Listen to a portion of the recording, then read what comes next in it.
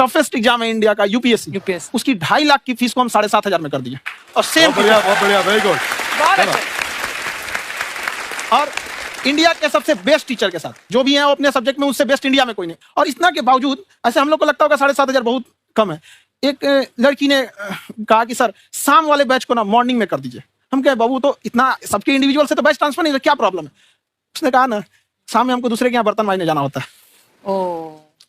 तो हम लोग को लगता है कि जितना ये तकलीफ इससे कई गुना ज्यादा है। और कई बार तो ऐसा लगता है कि वो भी ना ले। एक लड़का बेचारा नदी से बालू निकालता था और वो बालू को भरता था, फिर नाव बालू को किनारे लेके बेचती थी और वो बालू भरता था, उससे मेरी फीस ले आया। हमारा हाथ कांप गया, हम कैसे फीस ले लेंगे यहाँ पर? बहुत बढ़िया। उसी दिन हमने ये प्रण लिया था कि भारत का कोई भी बच्चा उसके सफलता में पैसा उसकी बाधा नहीं बनेगी, चाहे उसको जितना भी पढ़ना रहे। यहाँ पर क्या बात। और अर्चना जी मैं इनके बारे में एक बात, खान सर आपके बारे में मैं एक बात कहना चाहता हूँ। इनका जो स्टार्टअप है ये बूटस्ट्रैप्ड है। अच्छा, मैं साधारण भाषा में बता देता हूँ, ये सेल्फ फंडेड है। इन्होंने अभी तक किसी और से पैसा नहीं लिया है, ये इन्वेस्टर के पैसे से नहीं, इन्होंने खुद इसको बिल्ड किया है। और बल्कि इतना स्ट्रॉन्ग स्टार्टअप है ये कि मैं कहूंगा कि अगर इन्वेस्टर्स को इन्वेस्ट करना हो तो मैं एंडोर्स करता हूँ ऐसे स्टार्टअप्स को। यही सब चीजों को देखते हुए कई लोगों ने धमकी भी दिया था वहां पर, और उसके बाद बम चला दिए और 7-8 बम चला दिए और कुछ ब्लास्ट हुआ। एक बेचारा नया लड़का आया था एडमिशन लेने के लिए, उसकी स्कूटी उड़ा दिया। वो आया था कहा कि सर हम तो पढ़ने आए थे, हमारा स्कूटी उड़ गया, हमारी ऑफिस उड़ा दिया सब। एक तो पास में आके गिरा और नहीं फटा। बाद में बहुत सारे लोग धमकियां दिए, लेकिन कहते हैं ना सूरज कितना भी तेज चमक ले समंदर नहीं सुखा सकता। वाह वाह वाह, क्या बात है। मैम एक्चुअली ये फीस कम करने का एक और रीजन है। 2.5 लाख 3 लाख की जो फीस में सब लोग पढ़ाई अफोर्ड नहीं कर पाते, इसलिए वो कुछ ही लोग अफोर्ड कर पाते, तो उनका मेंटल लेवल तो बहुत ऊपर चला जाता है। लेकिन एक पूरे देश का मेंटल लेवल थोड़ा सा स्टेबल नहीं हो पाता।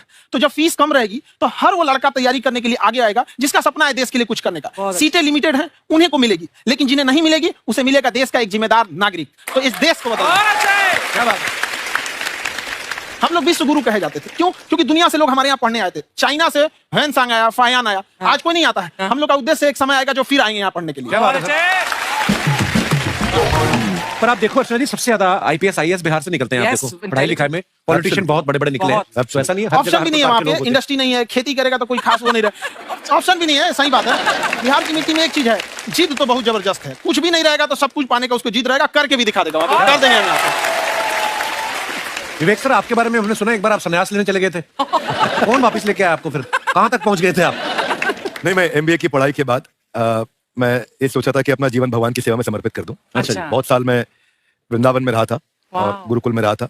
अच्छा। और वहाँ सेवा करना बहुत अच्छी शिक्षा मिली। मैं बोलता हूँ मेरी असली एमबीए वही थी, मोस्ट ब्यूटीफुल एसोसिएशन। और मैं वहाँ भगवत गीता पढ़ी, जहाँ मुझे गीता से लगाव हुआ। तो मेरे गुरुजी का आदेश था कि आप भगवत गीता को बिजनेस मैनेजमेंट के साथ जोड़ के देश दुनिया में बताओ। मेरे को लगा बड़ा मुश्किल काम है। मैंने बाद में देखा कि डॉक्टर स्टीफन कॉवी जिनकी किताब है 7 habits of highly effective people, आप सबने पढ़ी होगी, उन्होंने बोला मैंने 7 हैबिट भगवत गीता से लिए। और हमारे देश के लोग ऐसे हैं जो मेरी किताब पढ़ते हैं, जो कि 3.5 मिलियन कॉपीज बिक चुकी हैं और भारत में भगवत गीता नहीं पढ़ते। तो मुझे लगा कि मैं गीता विद मैनेजमेंट के ऊपर आकर के बातचीत करूं। मुझे लगा बहुत कठिन होगा, पर मेरे गुरुजी का आदेश था कि कठिनाई आपको तभी तक दिखेगी जब कठिनाई को देखोगे। तो एक छोटा उन्होंने मुझे बताया, पूछा कि इस कमरे में लाल रंग कितनी जगह देखो, आप भी एक बार जरा देख के बताओ। 7-8 जगह लाल रंग दिख रहा है यहाँ पे आपको? 1 2 वो लाल रंग टी शर्ट पे, 3 4 5 ये लाल हो गया, 6 उधर लाल हो गया, 7 एप्पल लाल, बिल्कुल ठीक 7। पर जब आप लाल रंग ढूंढ रहे थे तो क्या आपको हरा रंग दिख रहा था? Yes no? नहीं। जब आप लाल रंग ढूंढ रहे थे तो क्या आपको काला रंग दिख रहा था? Yes no? नो। जिंदगी भी ऐसी है, जो ढूंढोगे वही मिलेगा, बाकी कुछ नहीं मिलेगा। तो उन्होंने कहा कि आप इसी सोल्यूशन पे फोकस करो और गीता के मैसेज को पहुंचाओ। तो मैं बिजनेस मैनेजमेंट के प्रोग्राम्स कॉर्पोरेट्स में करने शुरू किए, क्योंकि गीता पहला मोटिवेशनल सेमिनार जो पृथ्वी के इतिहास में कपिल जी हुआ वो कृष्ण ने दिया था। पहले मोटिवेशनल स्पीकर इस पृथ्वी के इतिहास के कृष्ण थे, जिन्होंने अर्जुन को रणभूमि में मोटिवेट किया था। बड़ी पेशेंस कृष्ण ने अपने लीडरशिप क्वालिटी से दिखाई। वो मुझसे मुझे बड़ा इंस्पायर किया, वो चर्चा ने इंस्पायर किया और डिस्कशन ने इंस्पायर किया। तो डिस्कशन को मैं आज भी लेके चलता हूं अपने साथ। खान सर, हमने सुना है आप 5 स्टार में रुके थे कल और नीचे जाके वड़ा पाव खाने गए आप रेडी पे। एक्चुअली क्या है ना कि वहां जो चीजें सीखने को मिलती है ना, खाली पेट और खाली जेब इंसान को जो सिखाते हैं वो किसी यूनिवर्सिटी कॉलेज में नहीं सिखाया जाता। और गरीबी बड़ा बेशरम चीज होती है।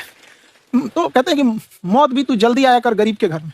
कफन का पैसा भी खर्च होता है, दवाइयां खरीदते क्या बात है। और खान सर की खासियत ये है कि जिसको तो पढ़ना है, जिसको एजुकेशन चाहिए, वो तो इनका वीडियो देखते हैं।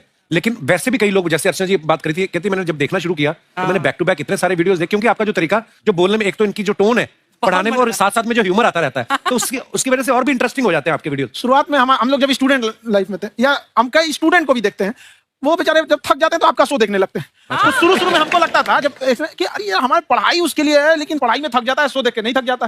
तो हमने सोचा दोनों को मिक्स कर देते हैं। तो हमने उसको, और आज आपको पता नहीं हमने भी यही किया है। मिक्स करने। हमारे एजुकेशन सिस्टम में दो कमी है, एक एजुकेशन की, दूसरा सिस्टम की। आप पटना से है ना? हमें भी पटना पसंद है, बस कोई पटाने वाला चाहिए। नहीं, मजाक नहीं कर रहे हैं। आपका जो चैनल है, हम दिन में 10 बार आपके चैनल को सब्सक्राइब करते हैं। अरे हाँ, और बेल आइकन तो हम इतना जोर से दबाते हैं कि बाकी यूट्यूब वाले बाहर निकल के देखते हैं कि ये कौन है जिसने इनका चैनल इतना जोर से दबा दिया बेल आइकन। बुढ़िया तो शर्म नहीं आती, आते फ्लर्ट शुरू कर दिया ना तूने। तो जाते हुए करते हैं क्या? विवेक जी नमस्ते, आपसे काम था छोटा सा, कर देंगे आप? ये क्यों करेंगे? नहीं गुरुजी, हमेशा अपने वीडियो में कहते हैं कि विवेक से काम लो, विवेक से काम लो। विवेक मतलब दिमाग से काम लो आप। हाँ, तो विवेक जी अपने दिमाग से ही काम लेंगे, बहुत दिमाग है उनके पास। ये देखिए, जो आदमी, आपको मैं बताइए, जो आदमी बिना फिल्म किए कपिल शर्मा शो में आ गया, कितना दिमाग होगा उसके पास। लेकिन एक बात है जिसकी वजह से हम आप तीनों से नाराज हैं। क्यों? क्या बात? हर चीज में मोटिवेट मोटिवेट मोटिवेट क्या होता है? सच कह रहा है, जब भी ये शब्द सुनते हैं हमें लगता है कोई हमें चिढ़ा रहा है। बदल दीजिए ना, खाली मोटिवेट बोलना है क्यों जरूरी है? कुछ और कीजिए। रोटी वेट, छोटी वेट, पतली वेट, कुछ भी बोलिए, मोटिवेट हटाइए। तो गुड़िया तू भी एक्सरसाइज किया कर ना, देख डॉक्टर साहब ने कितना वजन कम किया है, तू भी कर ले। ठीक है, फिर मोटिवेट से ही चला लेंगे। लेकिन मोटिवेशन कोई बुरा बात नहीं है। हमारे दादाजी भी वैसे बहुत मोटिवेट करते थे। हाँ, एक बार तो तालाब में डूब रहे थे हमारे दादाजी। हमारे पास रस्सी भी था, ट्यूब भी था, फिर भी हम अपने दादाजी को बचा नहीं पाए। क्यों? क्योंकि हमने उनकी ओर तिनका फेंका ना, वही कहते थे डूबते को तिनका का सहारा काफी। नहीं लगा सहारा, दादाजी बुड़बुड़ बुड़बुड़ बुड़बुड़। गुड़िया तो क्या करने आई इधर? अरे हाँ, हम क्या करने आए हैं, एक पूछना था सर खान सर। ये जो हमारा एक चाचा का लड़का है, उसको क्या है, थोड़ा पढ़ाई में प्रॉब्लम हो रहा है, तो 12वीं का पढ़ाई आप उसको अच्छी तरह करवा के 12वीं पास करवा देंगे आप? करवा देंगे, वेरी गुड, बात कर लेते हैं। हाँ राम सरोवर, देखो हमारा बात हो गया है, ये 10वीं जो तुमसे नहीं दिया जा रहा है वो नहीं देना है।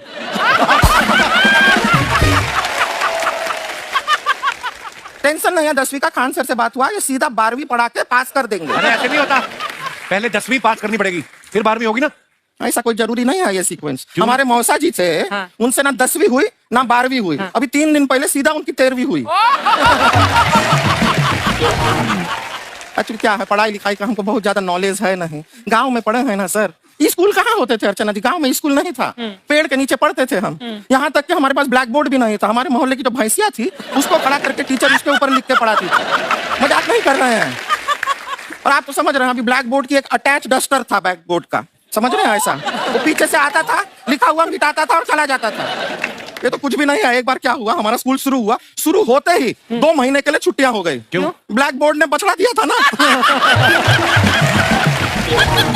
तो वैसे आप लोग ना इतने ज्ञानी हैं, सब कुछ जानते हैं। आपसे एक टेक्निकल सवाल पूछे। एक बार ना 4 दोस्त थे, 4 दोस्त, साम दाम दंड भेद। वो डिसाइड करते हैं कि चलो एक गेम खेलते हैं, तो टीम्स बनाते हैं। तो साम दाम ने एक टीम बनाया। इस पे भेद को बहुत गुस्सा आया, पता है क्यों? क्यों? क्योंकि भेद को दंड मिलाना। ये सिर्फ हस्ती नहीं है सर, थोड़ा सा पेट्रोल पिला दो स्टार्ट भी हो जाती है। इतना है कि और भी बता दीजिए, जब हम बीमार होते हैं हम डॉक्टर के पास नहीं मैकेनिक के पास जाते हैं, और डिटेल दे दीजिए। ऐसा कुछ नहीं है सर, ये बोलते हैं खाली। लेकिन अभी एक रिक्वेस्ट था सर, हमारा एक भाई है, पुरुषोत्तम नाम है उसका, वो गांव से आया हुआ है। आप लोग थोड़ा उससे सब बातचीत करेंगे, थोड़ा उसको प्रोत्साहन देंगे। और शर्मा जी आपसे भी एक रिक्वेस्ट था, आपसे हमने कभी कुछ मांगा नहीं है। पुरुषोत्तम आएगा ना, एक बार बस उससे कह दीजिएगा, पुरुषोत्तम तुम कितने हैंडसम हो। मैंने देखा ही नहीं अभी तक। हाँ, तो देख के बस बोल दीजिएगा तुम ठीक है। कितने हैंडसम हो, ऐसा बोल दीजिएगा प्लीज। ठीक है। हम बुला लेते हैं पुरुषोत्तम।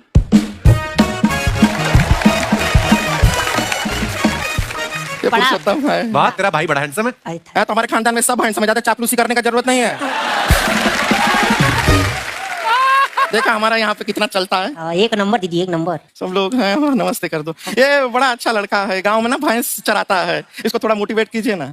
नहीं तो मतलब भैंस चराते हैं तो मोटिवेट करके क्या होगा? शेर चराएगा बाद में। अरे शेर चराएगा तो शेर इसको चर नहीं जाएगा। नहीं नहीं, ऐसे हम खाली कह रहे हैं, तुम्हारा चेहरा थोड़ा बकरी जैसा है ना, तो वैसे ये सब बड़े बड़े लोग हैं, इनको बताओ क्या क्या बनना चाहते हो जीवन में आगे? HR। HR। अरे वाह, देखे कोई बड़ा कंपनी में ह्यूमन रिसोर्स का काम करेगा ये। अरे HR मतलब दीदी ऋतिक रोशन, टिनी दिन दिन दिन दिन दिन।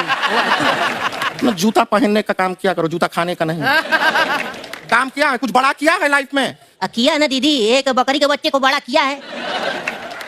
तो क्या जिराफ बना दिया बकरी के बच्चे को? अरे कुछ अलग किया है। हाँ दीदी, अलग किया है। वही बकरी का बच्चा भैंस का दूध पीने जाए तो हमने उसको अलग किया है। इससे नहीं होगा, मैं रहने दो, इधर आओ। ये देखो इतना बड़ा बड़ा लोग बैठा है, इनके सामने ऐसा बातें करोगे? इनसे मिलो, इनसे मिलो। विवेक जी तो कितना मार्केट के बारे में भी जानते हैं, मार्केट का कोई सवाल पूछो इनसे। सर परसों जो है मार्केट में हमारी साइकिल गायब हो गई, आपने देखा है क्या? हमारी साइकिल गायब हुई ना, हाँ। इसलिए दिमाग से पैदल हो तुम। पैदल समझते हो? हाँ चल लोगे? 20 कदम चलोगे? हाँ। हाँ घूमो जरा, अभी 20 कदम चल के दिखाओ। निकलो।